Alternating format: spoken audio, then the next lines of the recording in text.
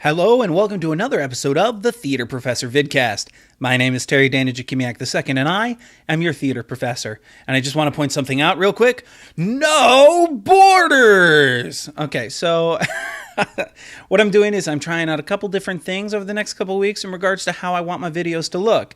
So you'll have to bear with me as each video may look a little different. Some of the things you'll see are the same. Some are, well, I'm going to go crazy and have some fun. Like right now, I'm trying some lighting on my face. It's very poor man's lighting. It's a flashlight bouncing off of a white screen on the wall, bouncing back onto my face, but it's definitely brighter than what it's been before. This week, what we're going to be doing for art apps for the iPad is we're going to be talking about another image photo program called Snapseed, Snapseed. It is very similar to Pixlr, which we looked at last week, but the way it's used is a little different. So, I'm into these photo apps right now. We'll get back to the art apps. Don't worry. The true art apps we will get back to. But I wanted to do something a little different as we moved through the holiday season. Jingle bells, jingle. See the lights? Oops, over here. See the lights over there? Yeah, that's a fireplace. I had a fire in it last night. All right, let's get going.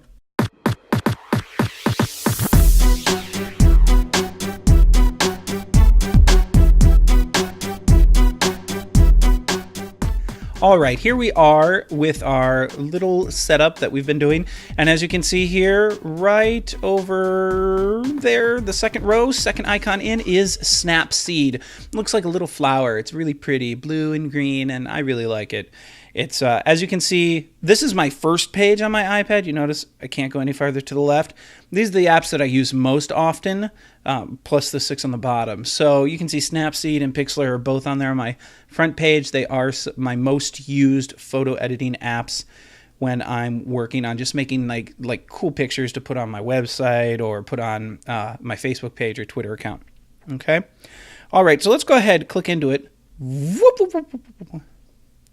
And here we are, and I'm actually going to do this. I'm going to go full screen. All right, there we go. We've popped it big so you can see a little better this time around. A reminder, I'm using the Adonit Pro, or the Adonit Jot Touch with Pixel Point. That's my stylus. So I know I've had some questions, and I like to repeat it every now and then. What we're going to be doing is, as you can see here, you see a lovely picture of my daughter next to my truck. She is truly adorable, and all compliments that go into either the YouTube comments about how adorable she is or into the website comments, I will let her know. Well, she's adorable when she's not screaming and yelling. She doesn't scream and yell, though. Kids don't do that, do they? All right, maybe she does. All right, so here we go. This is the main page of the app. As you can see here, on the left we have a bunch of different settings that we're going to look at, and on the right we have our picture. Up top you have your open button. You click that button to open up whatever file you want. If you click it, you can see you can either grab from your camera, photo library, or if you've copied an image from somewhere else, like on the web or in another app, you can actually paste that image as well. I'm going to hold here because I have to sniff.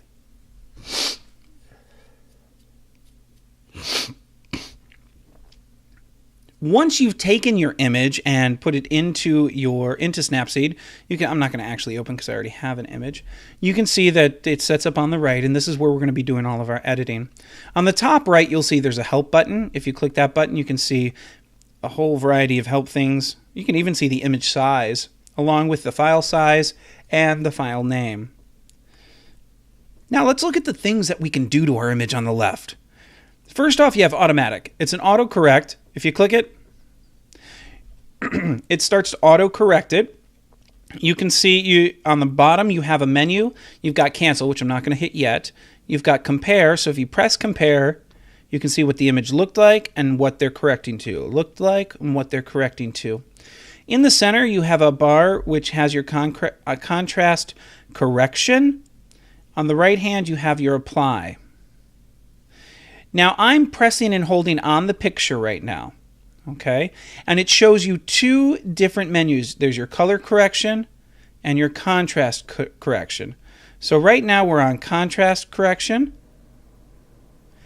And if you hold and press on the image and go left and right, you can adjust that correction. Again, I'm pressing on the image and holding and moving left and right. So we'll go back to 50. The one thing I don't like here is that it's really difficult to get it exactly. You have to have delicate hands. There we go. And then if, again, I can scroll down to the color correction and the same thing left and right. You'll find all of our adjustments are done this way. There we are at 50 again. We're going to cancel this because I don't want to auto-correct right now. And we come back out to here. Let's look at Selective Adjustment. Click that button. You'll see here, again, you have a compare button and you have a cancel button. Pressing and holding on the image doesn't do anything for this one. There's nothing here. But you can add a control point. So if you hit the add, the plus on the bottom, and then tap somewhere in the image. So you see how I did that? So now I have this, and we're moving it around. And now we can adjust the brightness, saturation, and contrast at that point. So let's do that. Let's adjust the contrast. Contrast is going up really high and really low. So let's do a compare. And notice how it's just affecting the circle where that point is. Notice how it's not the whole image. So if we come back out here, and let's move it up to here. Now 2 fingers and pinching and zooming increases or decreases the size of your circle.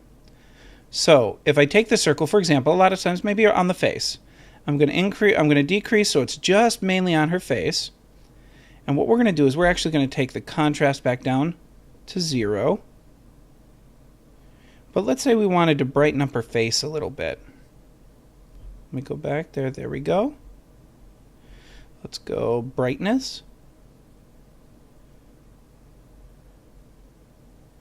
We're going to go all the way up so we can see the difference. See how the brightness is just affecting around her face area? Now if I were to double touch and zoom and pinch outwards, we could increase where that brightness is affecting. And you can also go the opposite on brightness in all of these. So if we go to the left, we're reducing the brightness, so we're darkening her. And of course we can reduce it so it's just her face. So now she looks evil. And you can add multiple points. So here's my second point, and then we could add a third point here. And each of them can be controlled separately. You don't have to control them all together. All right? Good. We're going to cancel out of this. Again, this controls brightness, contrast, saturation. We're going to jump over to the tune image, which has been updated. And the tune image is affecting your whole image. And what we have here is we have brightness, ambiance, contrast, saturation, shadows, and warmth. Let's go to warmth. I like warmth. And let's increase warmth. Ooh, or decrease. Oh, now she's sad. Okay, so that's warmth. Well, let's go into shadows. Increase the decrease. No, increase. Oh, I see. I don't play with shadows much. And let's adjust the ambiance. Ambiance can go both ways. So just real quick, let's compare to the original. And let's adjust the contrast. And you can really start to get kind of arty in this if you want to. Not arty from Warehouse 13, but arty as in like art-tabulous. Okay. Let's take the contrast, and we can go contrast all the way down. It looks like she's washed out. Very dull. And again, saturation. Saturation's always fine. Let me take the contrast and bring it back to 0. And then we'll go back into saturation. We can look at that again. Really affects the more saturated colors. Look how red the truck gets there.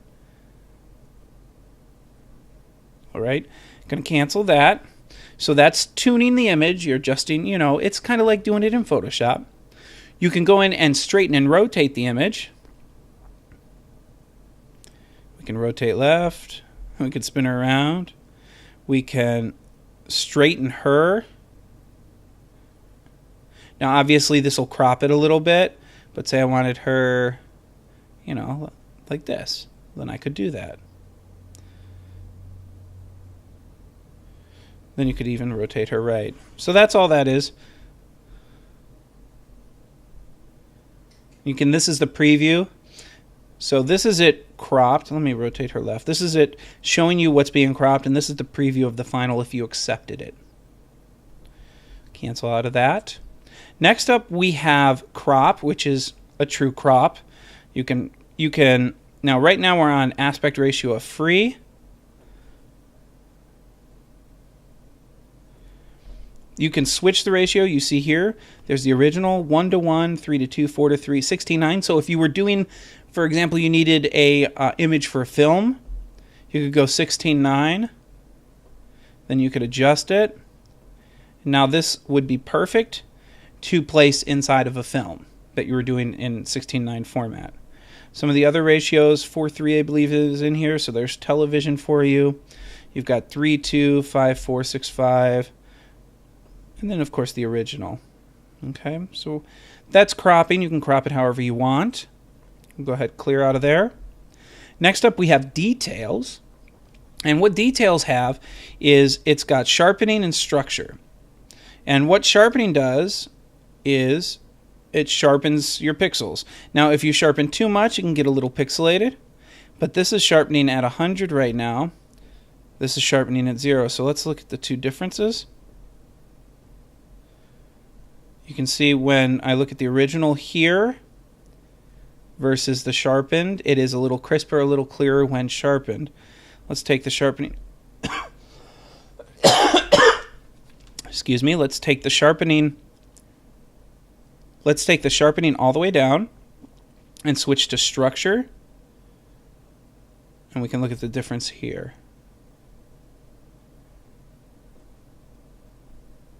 Almost has a cinematic quality to it. If you hit the loop, it zooms in for you.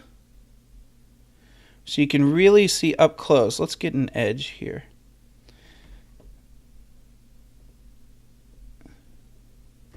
So that's structure, or let's go to sharpening. You can see it does indeed start to get a little pixelated in areas. All right, so that's sharpening. Now, sometimes you do want to sharpen. You do want to make it a little cleaner. Now, I'm going to the extremes, all the way to 100. You don't necessarily need to do that. So these top 6 are all adjustment type things, adjustments to the picture that you may want to do. Then you have these bottom, what are we at now? We're at 11? No, 2, 4, 6, 8, 9. The first one is black and white. There are presets. So this is neutral. You've got contrast, bright, dark, film, dark sky, and that's it. You can also colorize it. So let's grab a red. Now let's go yellow. Let's go green, yellow. I'm so picky. Orange. Go back in, and you can see the original versus the black and white. You can adjust the brightness of this manually if you don't want to use any of the presets. So that's black and white. Nothing really crazy there. Then you have vintage. Now this is kind of like Instagram. There are styles in here. Gives you that older film look. But of course you can add texture.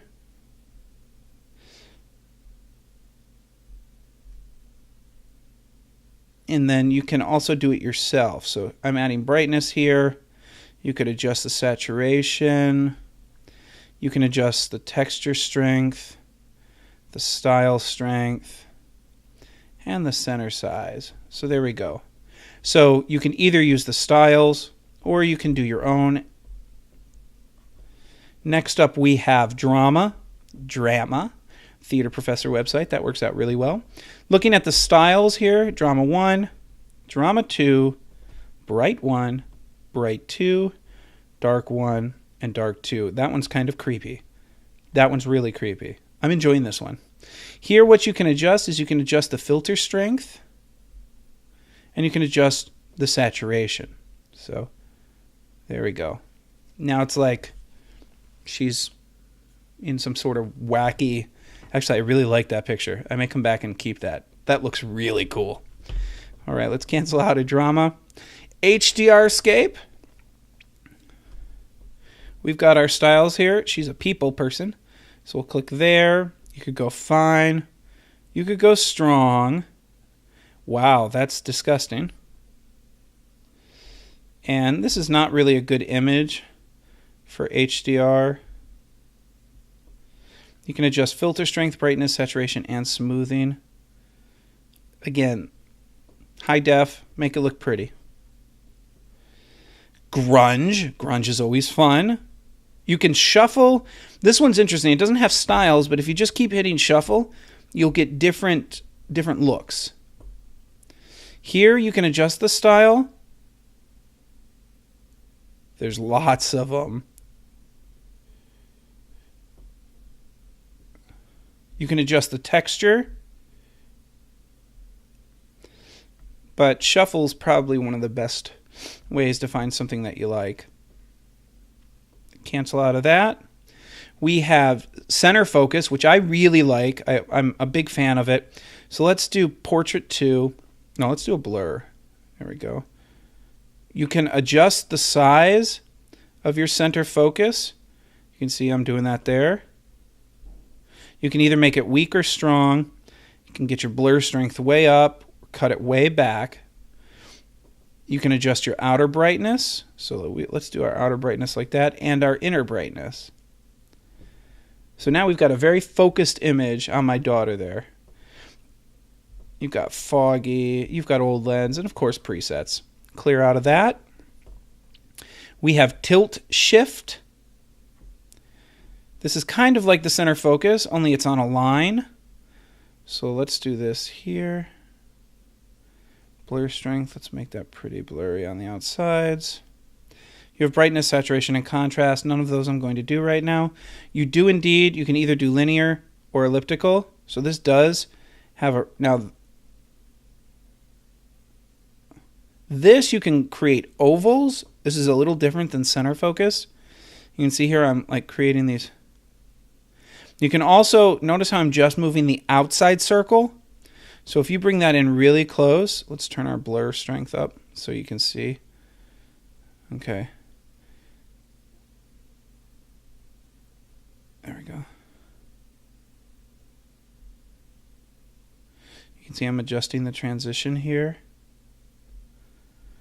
Turn it sideways. Again, these are just tricks to create focus on your picture, on your person in it. You have Retro Lux, which a lot of these, again, are old style ones. Notice how you can scroll for more, and there's also a properties. You can adjust soft. You can adjust light leaks. Like there's a light leak there. We'll go this style right here. And you can create some really cool looking things, or you could just hit shuffle.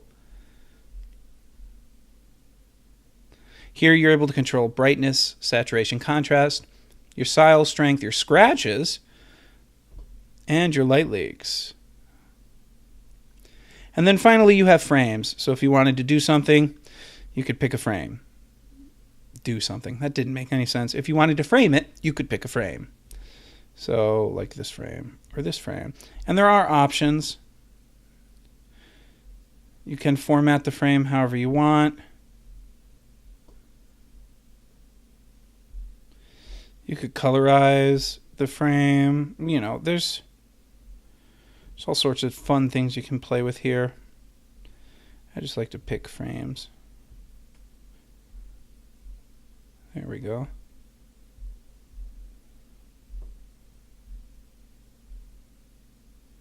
All right. So those are all the settings in Snapseed. Again, it's a very powerful program if what you're doing is creating images or adjusting images. I'd encourage you to try it out. If we go onto the App Store and we look at it, look for it. We're flying through things. Featured. Snap. Oh, forgot. Got to turn off my Bluetooth. My keyboard's on. And I don't have my keyboard near me. You do not want Snapchat. That's a completely different thing. There it is. It is a Google product. I forgot to mention that. It is a Google product, and you can find it right here. And looks like it was last updated on October 17th. Don't know how much it is because I've already purchased it or it was free. So I can't help you there. So what I want you to do is I want you to give it a try, play with it, see what type of images you can come up with, and share it on the website, or if you're watching this on YouTube, share a link to it on the YouTube. I'd love to see how other people are using this this app. Again, this is not a true art app for the iPad, though photography is an art. So I hope you enjoyed the review and / tutorial how to use this.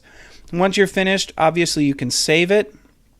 Saving here for me isn't going to do much, but you can also share it. You can Google+, email, Twitter, Facebook. You can open it in something else, so you could do the editing here and then open it in. So for example, you could open it in your Sketchbook Pro or Art Studio, or look, you can even open it in Graphite and Pen and Ink, which we've done tutorials on. PS Express. Let's see, any other? So there's a lot of different art apps you can open it directly into rather than saving it to. And then if you do changes and you don't like what you've done, so I'm just going to do a quick apply this. And you don't like it, you can always revert back. All changes will be lost though, and you revert back. Boom. The other thing you can do, let me grab a different style and apply it, is you can, even once you've made your changes, you can compare it to the original. Look at that. All right. Well, that's about it for this Tuesday's version of Art Apps for the iPad. My name is Terry Dana Jakimiak II. If you haven't already, whoa, that's not what I meant to do. I'm a silly rabbit. Tricks are for kids. If you haven't already, make sure you check out some of our other art app for the iPad tutorials. And let me point you out to some of these strong ones, such as the Procreate one up there and the Art Rage one down there. Both series are very, very good art apps, and you'll probably really enjoy them. If you haven't done so already, I would encourage you to subscribe to the YouTube channel if you're on the YouTube channel, or if you're on the website, theatreprofessor.com, you can always sign up for the Bronze membership, which is a free membership. It allows you to get all of these videos a week earlier on the website. You can ask me questions directly at that point. We have a forums for people to share their artwork, which I'm still trying to encourage people to do. If you have things, share them. Would love to see what you're doing. Not just me, I bet other people would like to see as well. All right, well, that's it for this week. Last final note, I may be taking Christmas week off, which is the week after, or which is next week. So if you don't see any videos that week, it might be because I'm taking it easy. On the other hand, I tend to get bored when I'm not teaching school, so I may be sitting there doing videos just for the heck of it. So, all right, that's it for now. Again, Bronze members, don't forget you have a Christmas card coming soon, and I hope everyone is looking forward to the holidays. Take care. My name is Terry Dana Jakimiak II, and I am the Theatre Professor.